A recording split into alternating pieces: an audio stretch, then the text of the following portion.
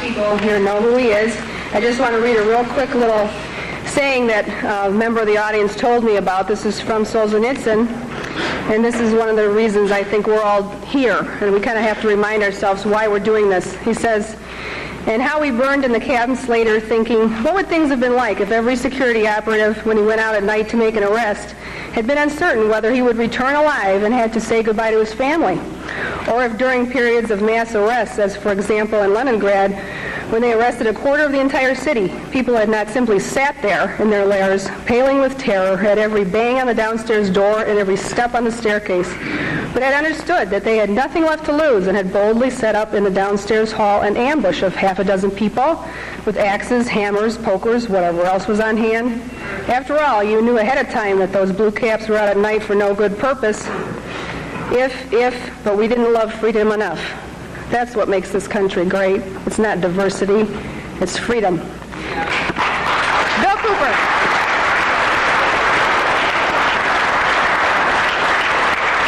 Thank you, Connie.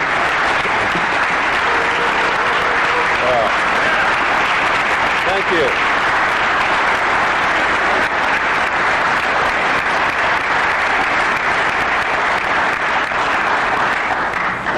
Well, you sure know how to make me feel very humble. Thank you so much. I think one of the biggest misconceptions in this country is what this country is all about, who founded it, for what purpose, and most specifically, what it is that we're all looking for. I'm going to try to clarify some of those, and in doing it, as always happens, someone's going to be angry with my definition of some of these things. I've traveled all over the country. I've talked to probably hundreds of thousands of people individually over a lot of years. I broadcast a radio show that brings me thousands of letters every week. I administer the world's largest and most successful civilian intelligence gathering operation in the world, which makes me privy to an awful lot of information that none of you will ever see, and there's so much of it, I can never present it in a form that you would be able to look at it and digest it. So that puts a pretty big burden on me and the people who work with me in the intelligence service and in the CAGI News Service in order to digest this information, analyze it, and be able to present to you what we believe, and this is a subjective judgment, what you can digest and what you need to know at that particular time. And in doing this, digesting all this information, reading all of these letters from people of every kind of background that you can imagine, every race, every religion, every kind of agenda. And believe me, there's an awful lot of agendas going on in this country that are dangerous to Americans. Being promoted by people who claim to be Americans, who claim to be patriots, and who claim to be doing the best for this country, including those who want to destroy it and bring about a one-world totalitarian socialist government. They sincerely believe in their heart they're doing the right thing for humankind. You see, nobody gets up in the morning and sets out to do evil. Nobody consciously does that. I've never met any person in my entire life who said, I'm evil, I'm going to do evil things, I like to do evil things, I want to do evil things.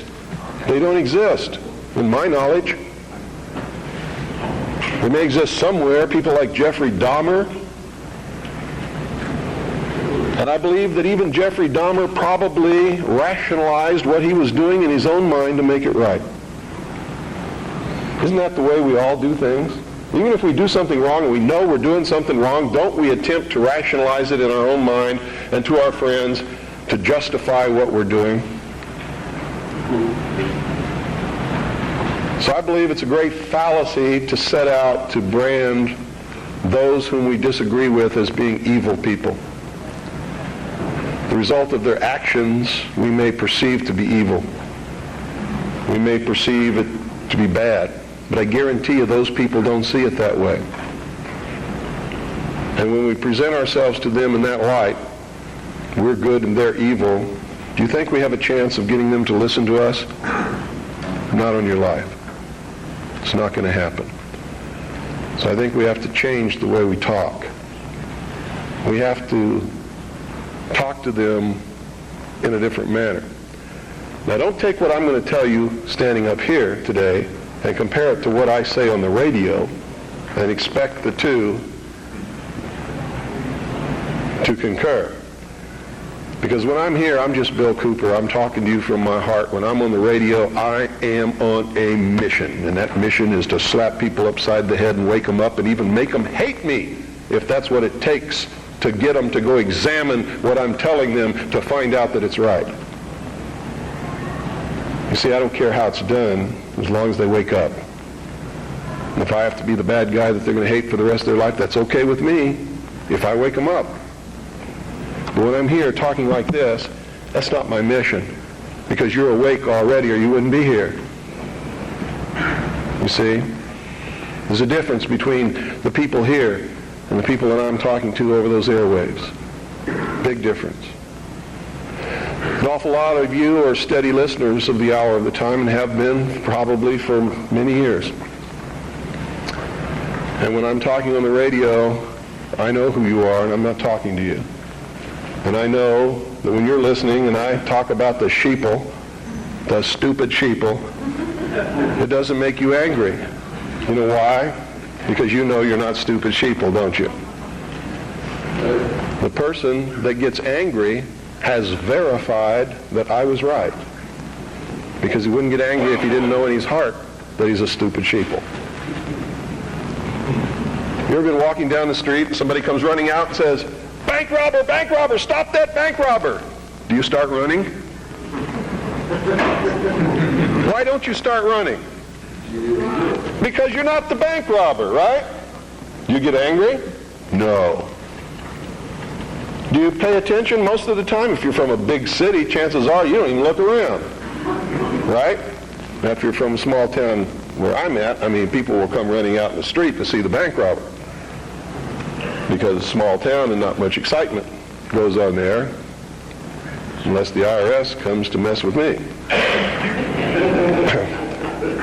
So, what I'm going to talk to you about today comes from my heart, from my experience in life, from playing this role as messenger, which I take very seriously, from my efforts to wake up the American people, from my family, from all the letters that I get, the people that I talk to, just like I've talked to many of you here today. I've learned some things. And I think these things need to be passed on to you. And I think you need to start examining yourself, your agenda, your mission. Who are you? What are you about? What do you believe about America? Is it true? Are you helping to divide us more? Or are you helping to bring us together? Do you really understand what this country is all about? Now, I know this is going to make some of you angry. That's okay. I know that it's going to open some doors for some of you. I hope that it'll bring us all a little bit closer together. And I hope that everybody, once you've examined your own particular agenda, will try to make it fit better into what we should really be doing.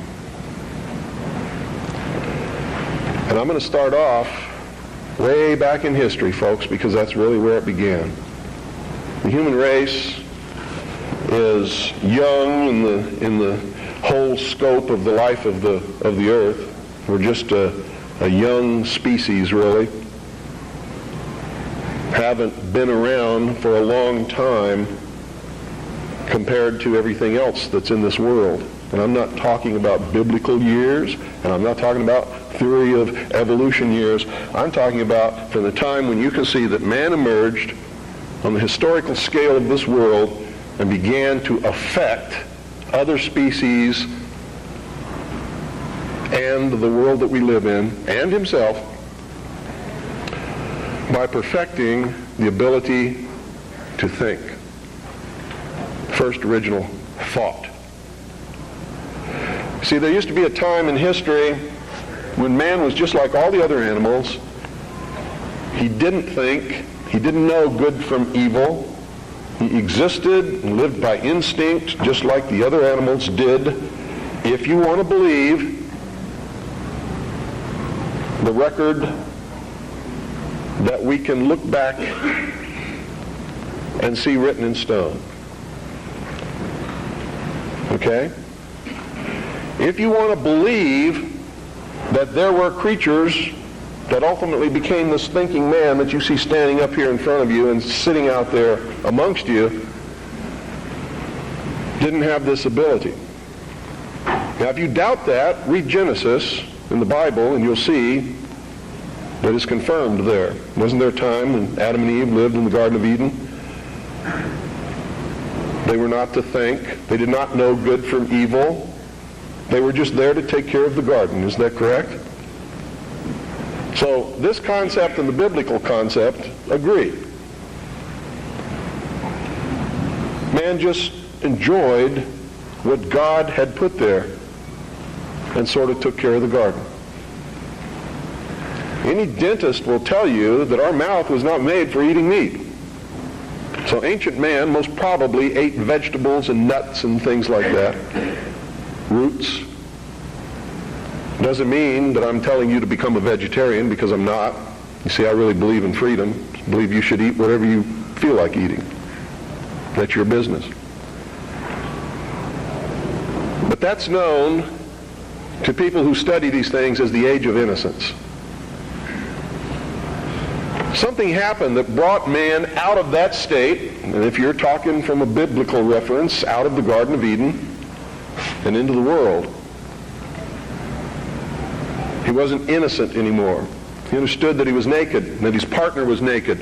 He could think. He could look around. He knew when something was good and when it was bad, just as we all do here. When somebody comes up to me and says, well, how do we know which is the right way to go? I know that person is setting me up to justify his bad deeds, and I won't do it. You always know. We always know which is the right way and which is the bad way. The bad way sometimes feels better, so we may choose that way and justify it by rationalization in order to make ourselves feel better about the bad that we did. In the mystery schools, they refer to this mystical time of coming out of the age of innocence as the Luciferian philosophy. I've tried to illuminate you with this for years on my radio broadcast. In the Bible or in the church, they talk about the fall of man. Same thing. There's only one difference between the Luciferian philosophy and the fall of man, is that those who talk about the fall of man believe in God, whether or not they believe in a Savior. They believe in God. The ones who believe in the Luciferian philosophy do not. Now here's how that works. In the Bible we're told that Eve was tempted by Satan to eat of the fruit of the tree of knowledge of good and evil.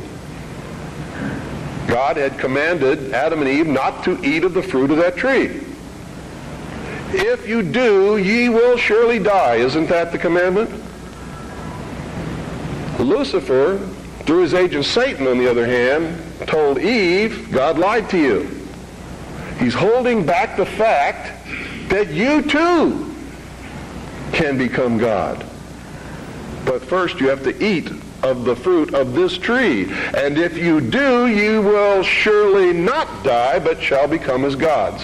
Isn't that true? So, on the religious aspect, we see that as the fall of man because man disobeyed God. We see that as the subjugation of the woman beneath man, where she had originally been the partner. Now she is subjugated beneath man because she was the agent of man's downfall. Is that correct? Now, I'm not talking right or wrong. I'm not trying to insult anybody in here. I'm just telling you what we're taught. so that we all understand what we're talking about, because that's most important. If you understand something differently than what I'm trying to impart to you up here, and we don't have the same definition, we're not going to understand each other, are we? The mysteries, on the other hand, look at this in a different light. Here's their story. It's a metaphor. They don't believe that there ever was a God, or that there ever is a God, aside from man himself. And man has not reached that state yet, but can, and this is what they teach in the lodges, that if you perfect yourself as the temple of the God within and become Christed, you've all heard this in the New Age movement, you too can become God. In her movie, running on the beach, spinning around, I am God. Go ask her early in the morning when she just wakes up and goes and sits in front of the mirror and looks at her aging face and tries to cover it up with makeup if she's God. She may tell you a different story about that time. Around noon, she might be feeling better and become God again. But this is the reality of the human condition. We'd all love to be gods, wouldn't we?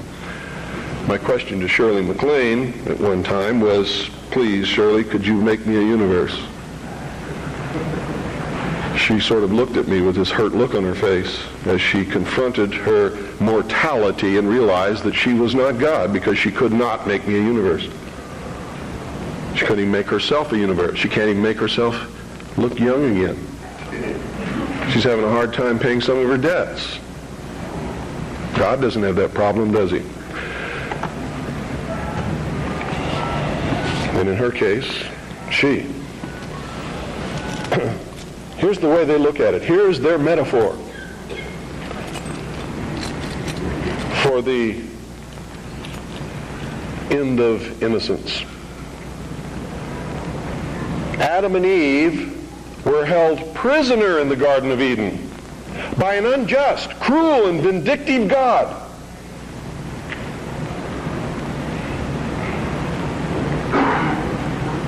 Until Lucifer, through his agent Satan, set man free from this garden by giving him the gift of intellect. Through the use of intellect, man will conquer the earth, will conquer nature, and will himself become God. It's taught in every Masonic temple in this land. Every secret brotherhood, every secret society, every mystical temple, every occult organization teaches the Luciferian philosophy. They do not believe in Lucifer. They do not believe in any entity called a devil, and they do not believe in God. It is a mistake for you to assume that they do. They are atheists in the strictest sense of the word. They are humanists. That's their religion. At the highest level, their goal is to create a world in which the adepts, the 1,000 points of light, working behind the veil to create the culmination of the great plan, can realize the ultimate happiness for mankind. That's why they don't oppose pornography. That's why they don't oppose certain crimes. That's why they say you should not be put in jail for the rest of your life for murder or anything else. There should be no death penalty, because it was a learning experience. And having gone through that learning experience, you're a better person now. This is what they teach. They believe punishment for these crimes is nothing more than vengeful retribution, which is wrong in their eyes.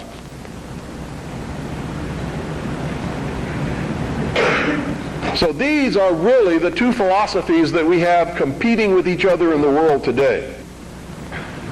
Who brought man the gift of fire? Prometheus. Who was Prometheus? Lucifer. What was the gift of fire? Knowledge, intellect. Hasn't man created industry, culture, society, science from the use of one solitary thing? Fire. Without fire, none of it would have occurred. None of it. Nothing.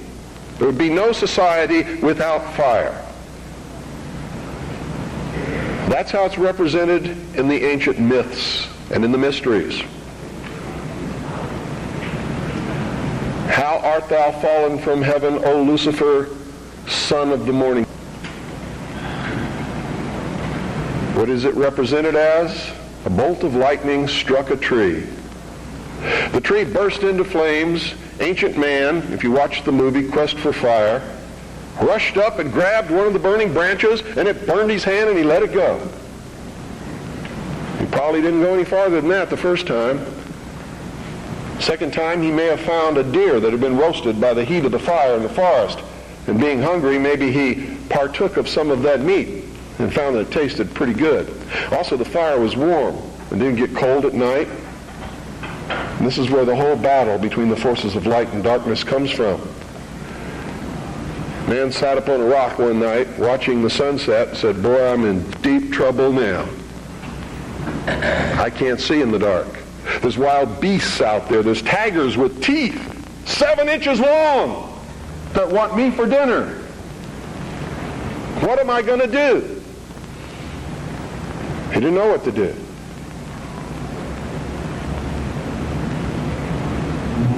Neither would many of us put in that situation. But we would know one thing: we're in deep trouble. And so for a good part of his history, man sat huddled in the darkness in some place that made him feel secure, waiting to be saved. Now remember, folks, I'm not telling you what I believe. I'm telling you what is taught in the mysteries. I'm telling you what our enemies believe. Make no mistake about it, they are our mortal enemies. They want to see us wiped off the face of the earth.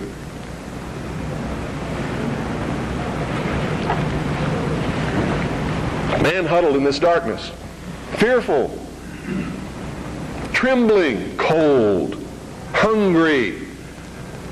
And around about he could hear the beasts roaring. And sometimes they were roaring because they were after him. And sometimes he was eaten. A man eventually saw another tree struck by lightning and grabbed that branch with that flame on it. And by a little experimentation, he learned how to keep that fire going. And if he could keep the fire going, he knew something nobody else knew, and he became the first king, the first priest, the first scientist, all rolled into one. And he would burn this fire and keep it going. And other men in the cold of the night, wanting to escape from the terrors that were out there, would gravitate toward this glow. And they would see this man sitting there.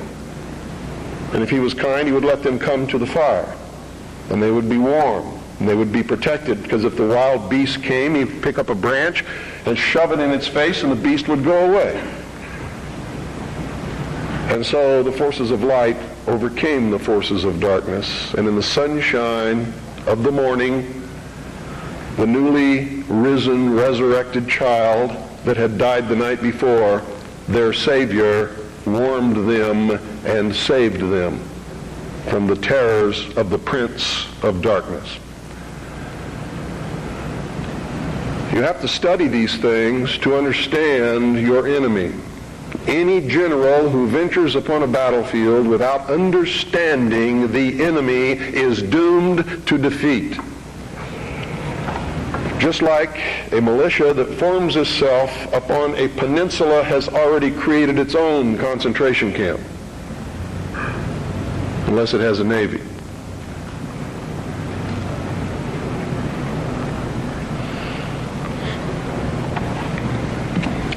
Damn good militia, I might add.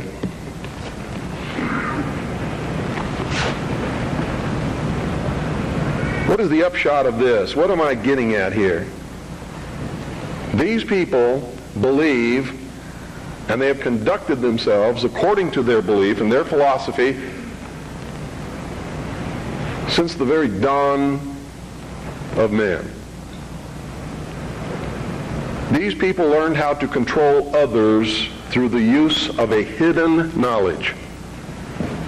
This ability to keep that fire going was a technology that nobody else knew.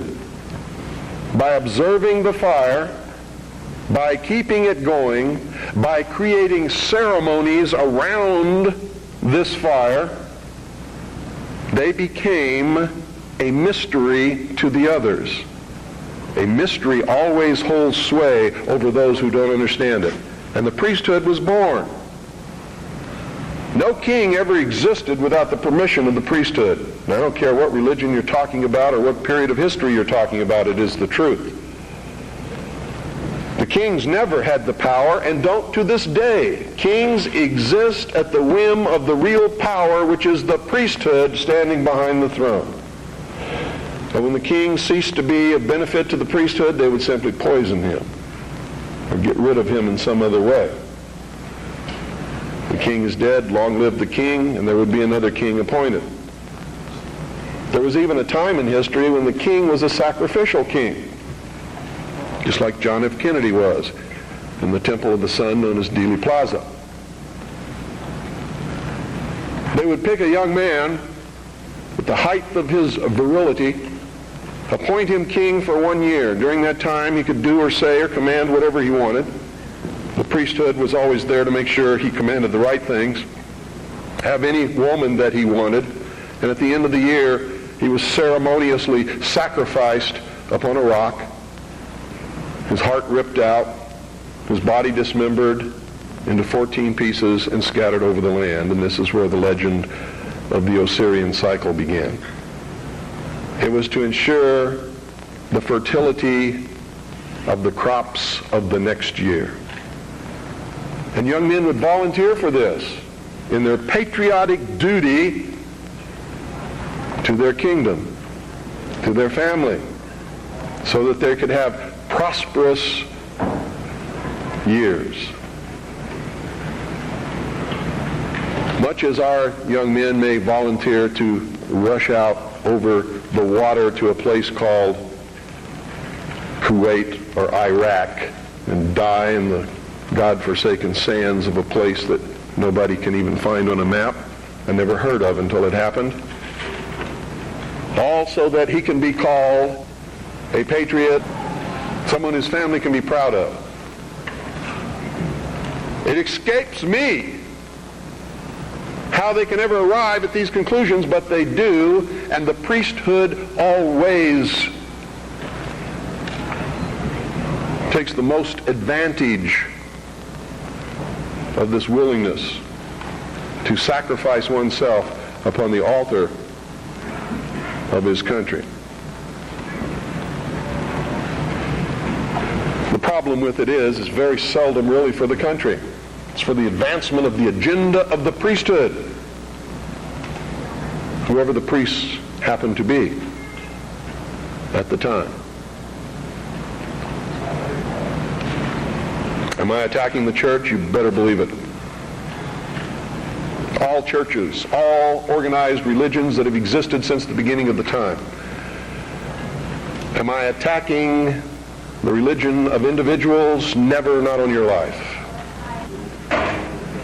He wasn't trying to create a big church.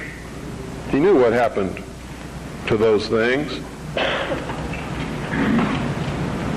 And you're all wrong about that man. When you say you shouldn't get angry, you shouldn't curse, you shouldn't do things that upset other people, because that's what Jesus spent his whole life doing. He threw the money changers out of the temple. Don't you think that made some people angry? Don't you think it was rude to walk up to somebody's place of business, smack them in the mouth, grab their table, and throw it out the door? What about the time he cursed the fig tree? You know, pious Christians sometimes make me very angry. They don't even know Christianity. They don't know the man they're following. He was a revolutionary. He was a dangerous man. And by God, so am I. And so should you be. This country was founded by dangerous men. Amen. And the moment the people in this country cease to be dangerous men, it's going to be the day we cease to have a country.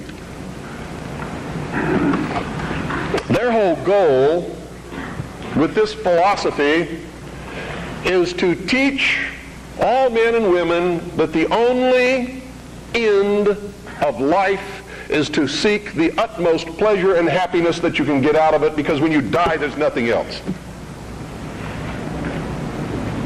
That's what they teach. That's what they want you to be. They don't want laws against sexual promiscuity. That's why they don't want families. That's why they don't want marriage. That's why they encourage homosexuality. There's a method to their madness.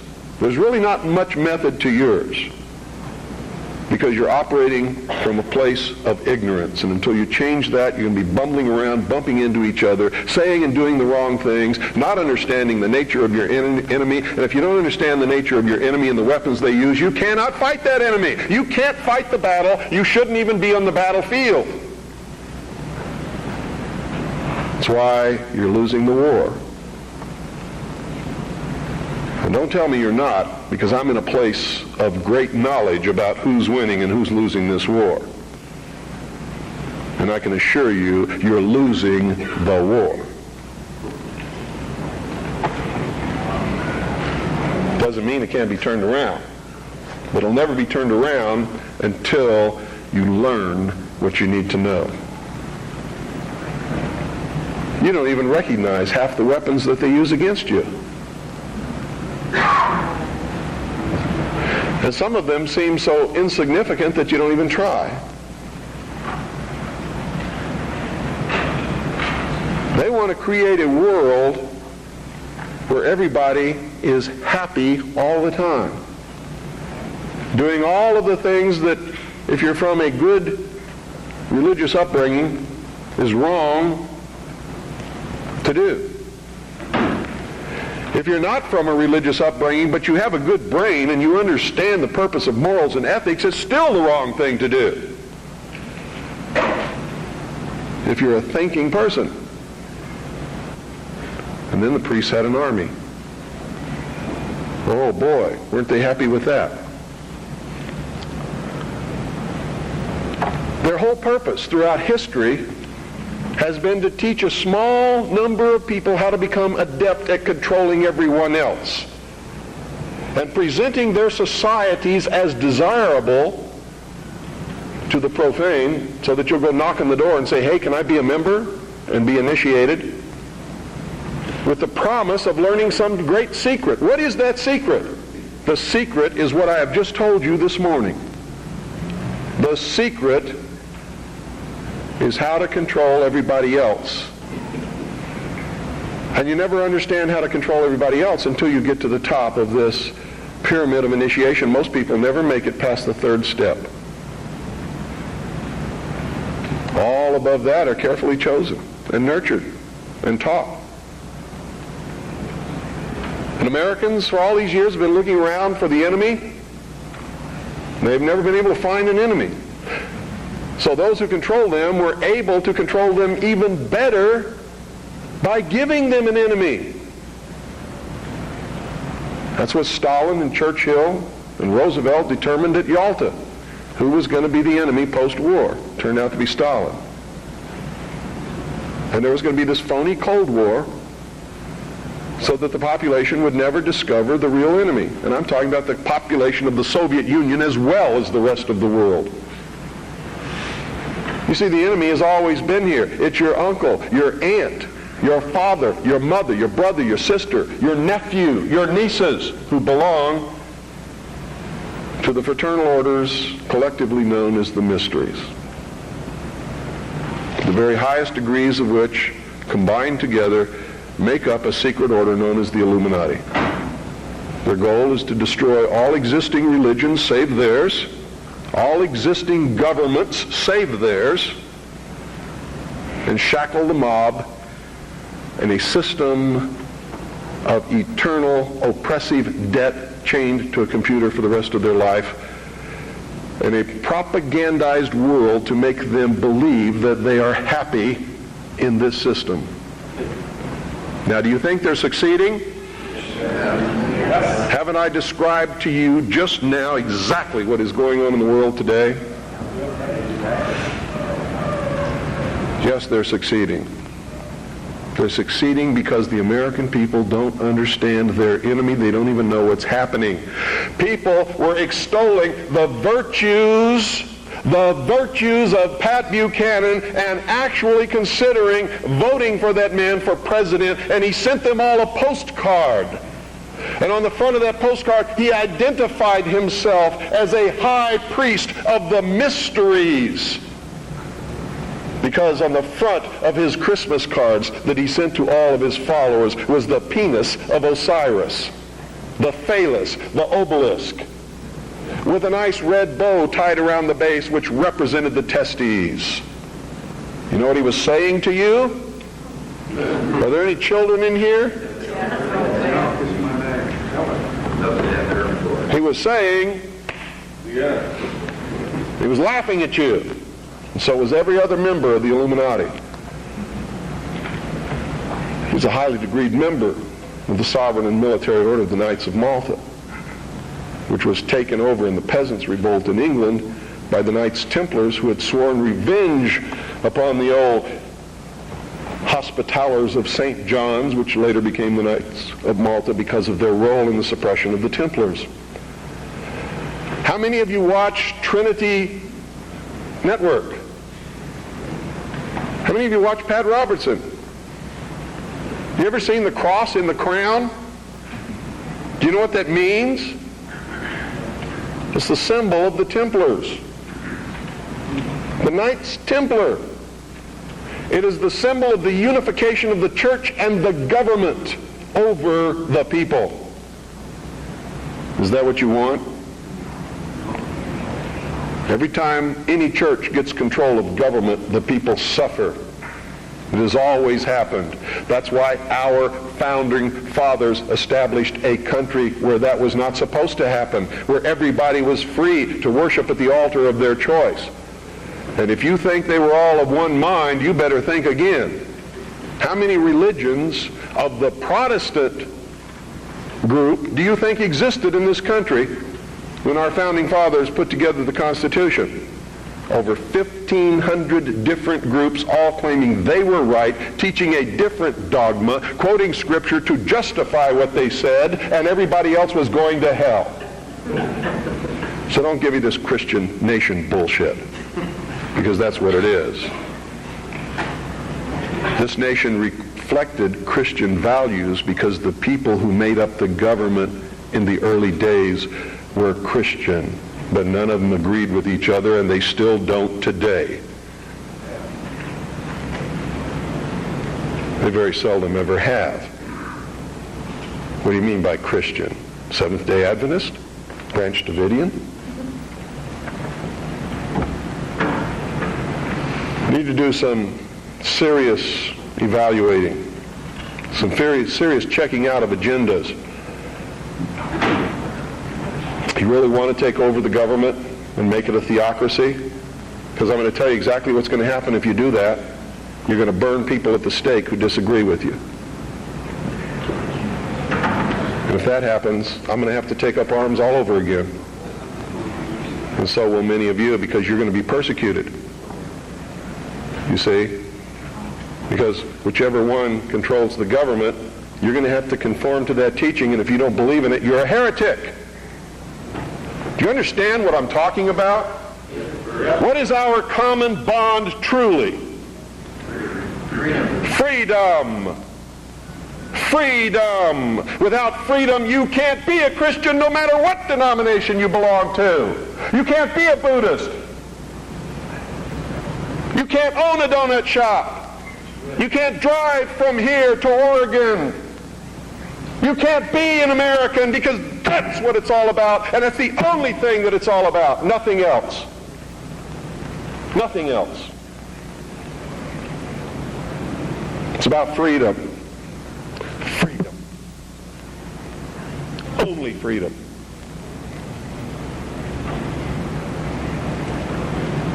It means you have to let other people be free, even if they disagree with you. I had a tremendous admiration for the courage of those two communists who had the guts to walk up with their little communist sign and their communist flag. Two of them, young people, all alone in that sea of America, militia, uniformed patriots. And I saw people who wanted to kill them.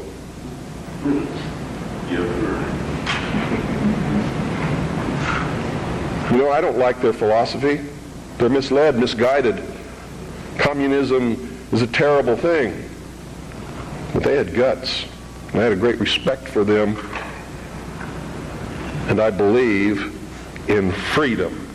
Which means there is no way in the world that we could have had that meeting on your State House grounds this morning unless they had the right to do what they did.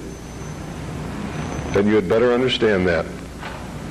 Because if you stop them from having their freedom to make their political statement, you have stopped yourself. You have stopped everyone. And that must never happen in this country. It must never happen in this country. Because if it does, there'll never be another congregation like this, and you'll never hear me speak again because I'll be dead. And so will most of you. This country's about freedom. Because only with freedom can you have all of the other things that everybody professes that they want. It's the only way it can be done. I hear all kinds of misconceptions and misstatements. I have the freedom of the press. No, you don't. No, you don't. The man who owns the press has the freedom of the press. And he can say in his press whatever he wants, but you can't. That's why I get angry with Americans when they say, the Jews control the press. Who sold it to them? How'd they get it?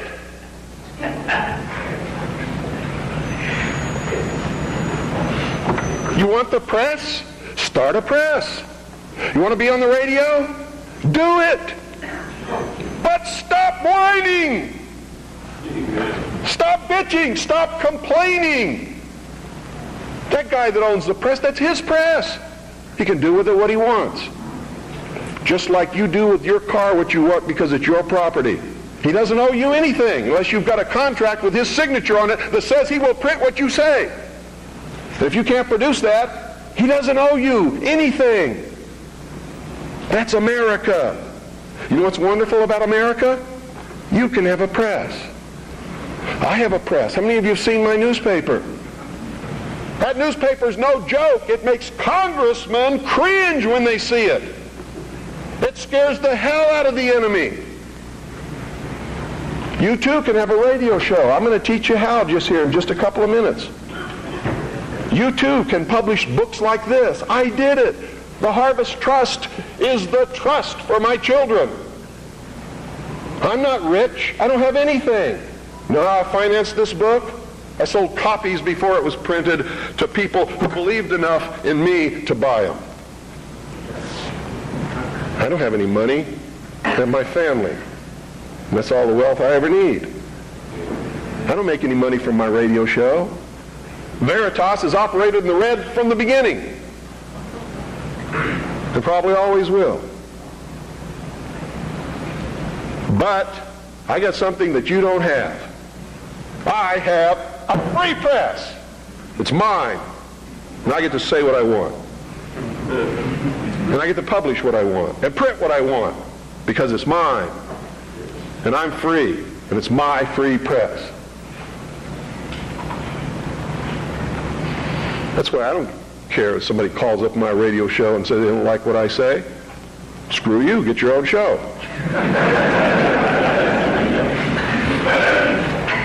I don't care that they complain because I won't let them talk on my radio show. Screw you. Get your own radio show. This is mine. Belongs to me. I don't have any contract with you. I don't owe you anything. I was speaking in California one time. A lady stood up in the middle of the crowd and said, "You make me so angry. You're a terrible man. Why didn't you tell me this years ago?" She was lucky I was telling her then. I didn't owe her anything. But she blamed me because she didn't have the information that I was imparting to her on that day years ago. And I had it years before that. I didn't know how to do it. I would have. Oh, God, I would have. You don't really understand sometimes what a terrible burden it is to know some of the things that I know and try to wake people up and impart this knowledge to them and find out that they just have walls built in front of them. They want to be slaves. But we're making some chinks in those walls. You too can have a free press, and that's what it's going to take to get this country back without bloodshed. And I'm going to tell you right now, unless we can be successful in creating a real free press where the American people get different viewpoints other than those expressed in the establishment-controlled media, there's going to be a civil war in this country, and it's going to come soon. The only thing that can stop it is by waking up vast amounts of sleeping people. Sheeple is what they are. They are following the Judas goat right into the shearing pens, and from there they will go to the slaughter, and they will not know that anything is wrong until they smell the blood of the sheeple in front of them.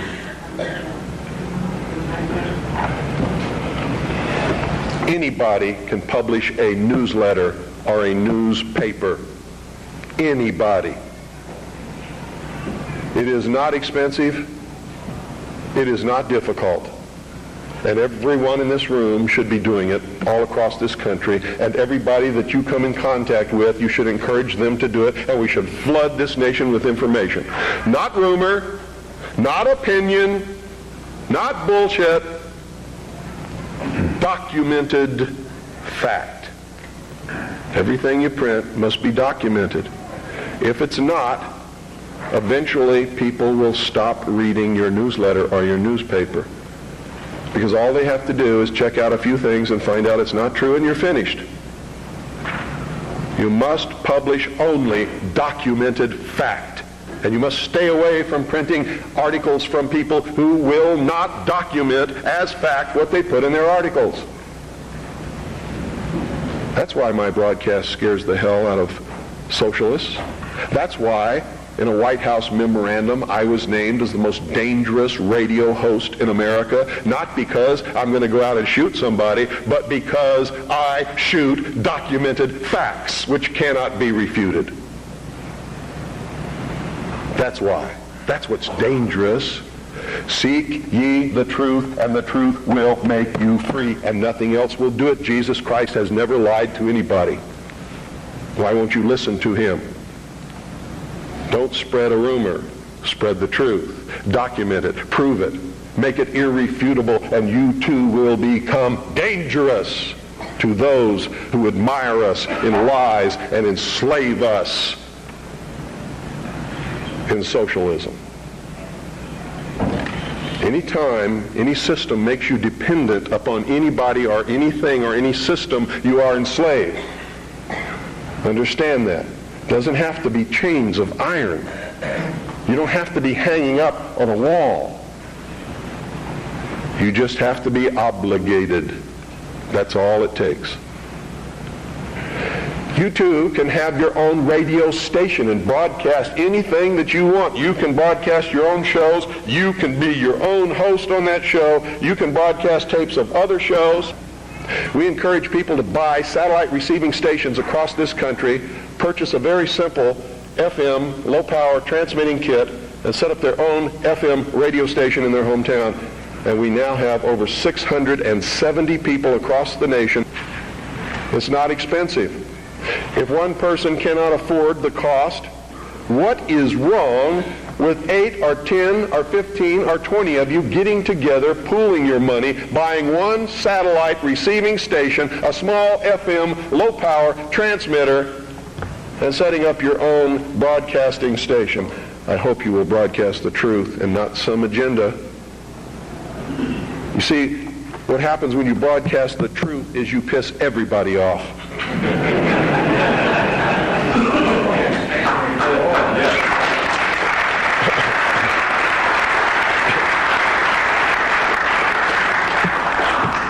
If you don't have my address, I want you to write it down. It's the Harvest Trust.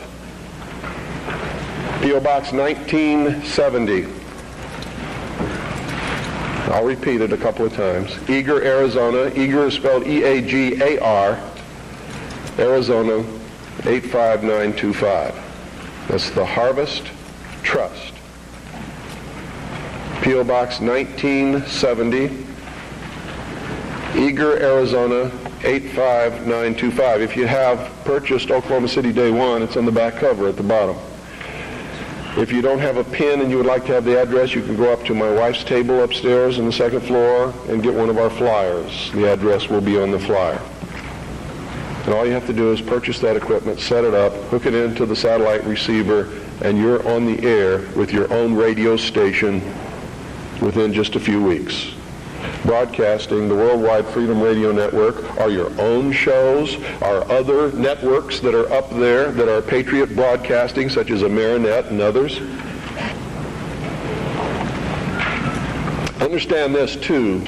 I'm not trying to tell you what the truth is, because sometimes the truth is extremely difficult to find. And sometimes we believe we're broadcasting the truth and it turns out we really aren't. But if we find out we aren't, we must be willing and instantly able to go on the air and say we were wrong and correct it. That's a responsibility that we all have to carry. It's embarrassing. I've had to do it several times because I'm a human being. I make mistakes too. The only difference being when I make a mistake, it's usually not forgivable.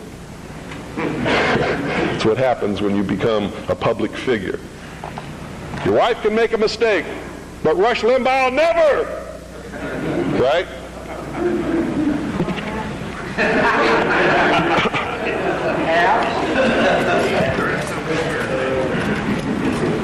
I want you all to get interested in this. All of you should be publishing a newsletter or a newspaper. All of you should be documenting what you publish. All of you should have a satellite receiving station and be rebroadcasting programming to your neighborhood. All you got to do is make sure that you're broadcasting on a frequency that's not interfering with any other broadcast. Which means you don't just check it at your house. You get in your car and you drive out 25 miles and all around, and you make sure that there's nobody else on that frequency before you use it, so you know you're safe. In my little town of Eagar, which is a very small town, between Springerville and Eagar is 2 miles. Another 2 miles either way, and you've covered everybody in the valley. And I'm up on a big mountain in the middle of this valley where the town surrounds the mountain, and I'm broadcasting 6 miles in every direction in my town. And it's militia country. Arizona is dangerous for socialists. And when the war starts, heaven help whoever they send to fight in Arizona. Because it's still really kind of like the old West days in a lot of places. It's dangerous. Where I live, Ike Clanton made the sheriff angry one day. The sheriff rode 25 miles, grabbed Ike Clanton by his hair and drug him to jail. By his hair. Which brings me close to the end of my, I think it is. How much time do I have? 3 more hours. Come back after Jim talks a little bit and talk some more. Yeah. Just let me give you a little parting note here.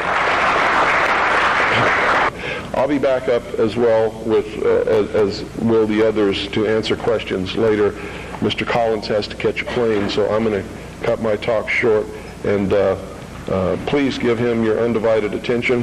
I'm going to tell you right now, because I deal in reality, I'm going to vote for Charles Collins, but at the same time, I'm a realist. And everybody in this room should be voting for Charles Collins, but at the same time understanding he's not going to be the president of the United States. Okay? And I'm only telling you that so that you're dealing in reality. Okay? But he is the best man on any ballot in this country. Thank you.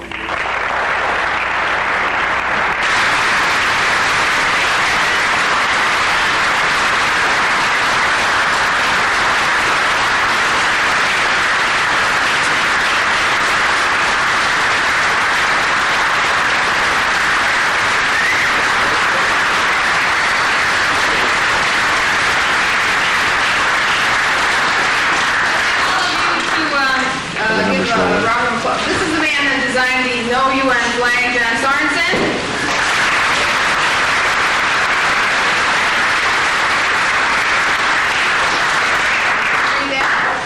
Thank you very, very much, Bill, for coming in. And this is, did you read the other ones too? Or? Go ahead. Okay, in appreciation of William Cooper for the continuing support of American individual sovereignty, say no to the UN.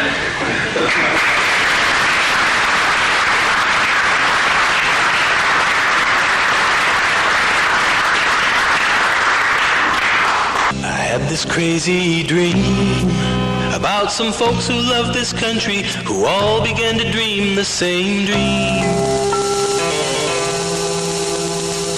And when the morning came, there arose across this nation people thinking one and the same.